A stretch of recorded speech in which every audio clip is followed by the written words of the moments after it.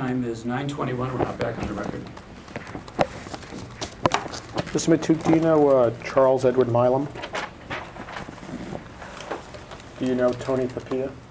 Yes. What's the nature of your relationship with Tony Papia? Friends? Buddies? Social. Once in a great while, socialize. So something between a friend and a buddy by your definition? No. I mean, I don't know what you're looking for. I mean, I know Tony.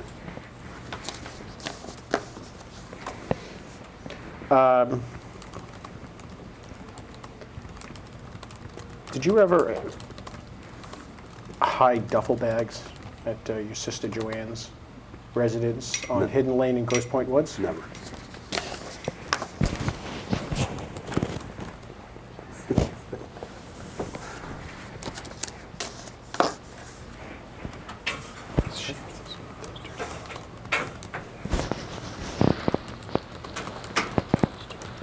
Now, when Joann went missing, you were aware of discussion amongst the family about trying to raise money for a possible reward, correct? Repeat the question. When Joann went missing, you are aware there was discussion amongst the family members Yes. about trying to, let me finish, trying to raise money for a reward, correct? Correct. Or ransom, correct? Correct. And you're aware that Michelle approached your Aunt Rose about providing money for that purpose, correct? Yes. You did not offer to put money in, correct? No, that's incorrect. I did. Okay. How much money did you offer to put in? If at the time Dave Romain mentioned it at his house, like, hey, can you kick in 50 grand or whatever? I don't recall. It was a long time ago. And were you willing to do that? If I knew there was somebody holding her, yes, absolutely. But in the back of my mind, it was a Joann Matouk scam, and the money was going to disappear. It's a Joann Matouk scam. Another one. And how was it a Joann Matouk scam? How'd you come to that conclusion? Because anywhere where there's money and they want to go somewhere and nobody knows where it's going, it disappears. It happened to my elderly aunt. Hit her for 60 grand that he needed to keep him out of prison, that Joann put her up to giving to him, and the money was never repaid. So anytime there's money and there's cash, it all disappears into thin air. As did the equity in my sister's home disappeared into thin air after the house was paid off for 50 years. Now,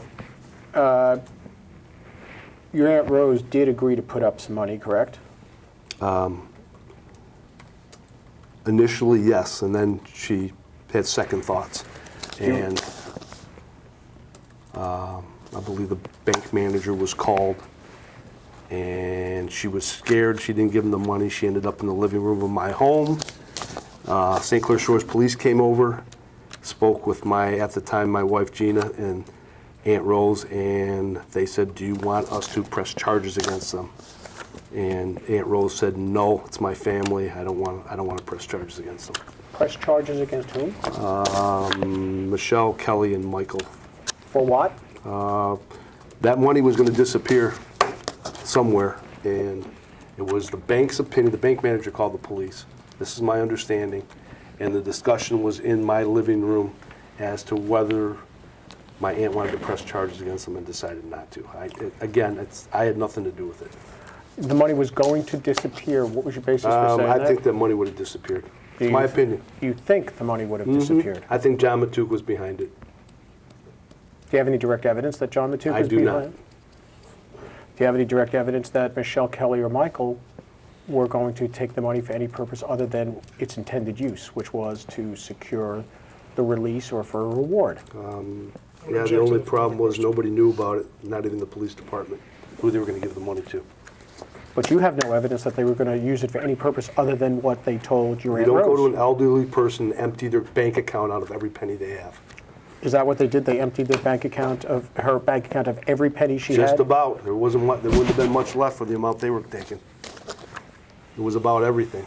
They already hit her for 60, Joann Matouk did, and they went back for the rest. There was another couple $100,000 there in savings, and they were gonna empty her bank account out. And they wanted cash, and I know it would have disappeared. It's my opinion. They never said anything to you, we're going to take that money for an improper purpose? I never even knew about it. Hold on. I didn't even know about it. You didn't even know about it. Well, you certainly knew about it when they came into your living room, right? I wasn't there. My wife was there at the time. I see, so you weren't there. My wife at the time, yes. All right, can we go off the record for a minute? The time is 8:27, now off the record.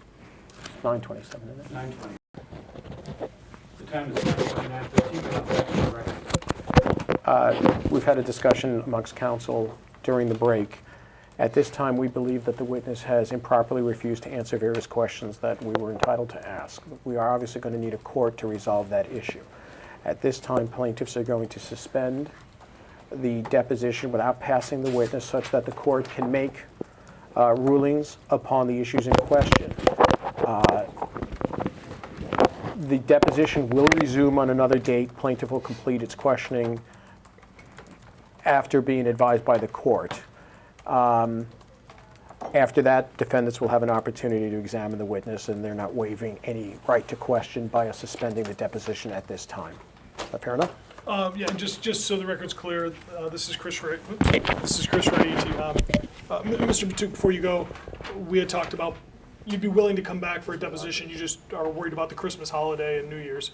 That's why I was brought in. Right. Okay. So I mean, I just want to Anything they can do that regardless hurt of my what, business, you know? regardless of what the court rules, the defendants, I think if they speak for all of us here, we intend to ask you some questions at a later date. That's fine. Okay. I join as well. I also joined. There you go. No, you can't join. Yes, Mr. Matouk, thank you. I'm sorry to have disrupted you. We appreciate your cooperation. The time is 9:30. Well, we agreed on something. All right? We just agreed on gun. Okay. We need more time. And with this, Keith, if you're going to file a motion.